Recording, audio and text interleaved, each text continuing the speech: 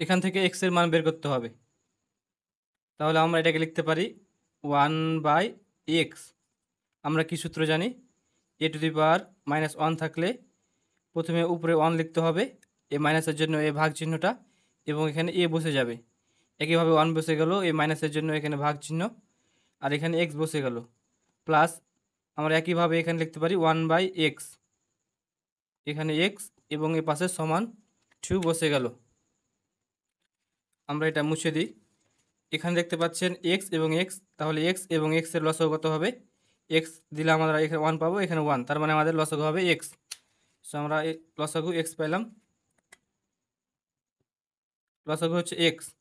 এটা যেহেতু একই, উপরে 1 আছে 1 বসে গেল, প্লাস এটা একই, উপরে 1 আছে 1 বসে গেল, আর এ পাশে 2 বসিয়ে দিলাম।